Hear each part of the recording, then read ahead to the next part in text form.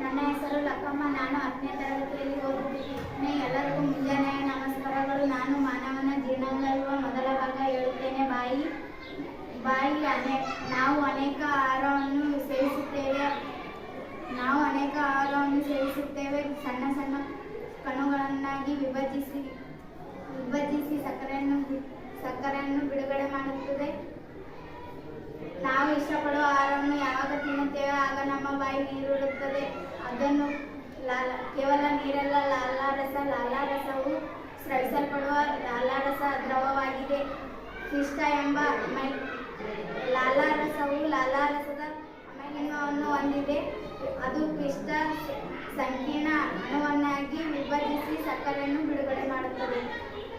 ಅನ್ನನಾಳದಲ್ಲಿ ನಾಳದ ಒಳಗೋಡೆಗಳ ಪದರು ಮೃದುವಾಗಿರುವುದರಿಂದ ಆಹಾರವು ನಯವಾಗಿ ಹಾದು ಹೋಗಲು ಅದು ತೇವಾಂಶದಿಂದ ಕೂಡಿರಬೇಕು.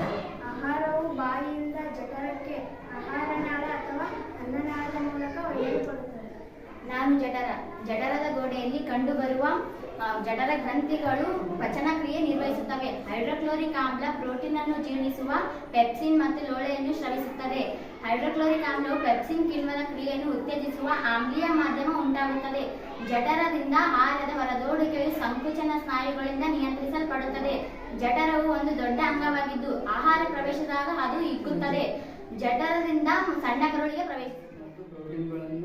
ಪ್ರೋಟೀನ್ಗಳು ಮತ್ತು ಕೊಬ್ಬುಗಳನ್ನು ಸಂಪೂರ್ಣವಾಗಿ ಪಚನಗೊಳ್ಳುವ ಸ್ಥಳವಾಗಿದೆ. ಸಣ್ಣ ಕರುಳು ಗ್ರಂಥಿಯನ್ನು ಹೊಂದಿರುವುದು. ಅವು ಕರುಳಿನ ರಸವನ್ನು ಸ್ರವಿಸುತ್ತವೆ. ಅದರಲ್ಲಿರುವ ಕಿಣ್ವಗಳು ಅಂತಿಮವಾಗಿ ಪ್ರೋಟೀನ್ಗಳು ಅಮೈನೋ ಆಮ್ಲವಾಗಿ ಸಂಕೀರ್ಣವಾಗುತ್ತವೆ. ಕಾರ್ಬೋಹೈಡ್ರೇಟ್ಗಳು ಗ್ಲೂಕೋಸ್ ಆಗಿ ಹಾಗೂ ಕೊಬ್ಬುಗಳು ಕೊಬ್ಬಿನ ಆಮ್ಲ ಆಗಿ ಮತ್ತು ಗ್ಲಿಸರಲ್ ಆಗಿ ಪರಿವರ್ತಿಸುತ್ತದೆ. ಜೀರ್ಣವಾದ ಆಹಾರವು ಸಣ್ಣ ಒಳಗೋಡೆಯನ್ನು ಹೀರಿಕೊಳ್ಳುತ್ತದೆ. ಸಣ್ಣ ಕರುಳಿನ ಒಳಗೋಡೆಯು ವಿಲೆಗಳೆಂಬಂತಹ ಅಸಂಖ್ಯಾತರ ರಚನೆಯನ್ನು ಹೊಂದಿದ್ದು ಅವುಗಳು ಆಹಾರವನ್ನು ಹೀರಿಕೊಳ್ಳಲು ಬೇಕಾದ ಪ್ರದೇಶವನ್ನು ರಚಿಸುತ್ತದೆ.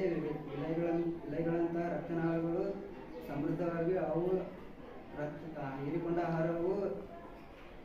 ರಕ್ತವು ಪ್ರತಿಯೊಂದು ಜೀವಕೋಶಕ್ಕೂ ತೆಗೆದುಹೋಗುತ್ತದೆ. ಅಲ್ಲಿ ಅದು ಶಕ್ತಿ ಪಡೆಯಲು ಹೊಸ ಅಂಗಾಂಶವನ್ನು ನಿರ್ಮಿಸುತ್ತದೆ ಮತ್ತು ಹಳೆಯ ಅಂಗಾಂಶವನ್ನು ದುರಸ್ತಿ ಮಾಡುತ್ತದೆ.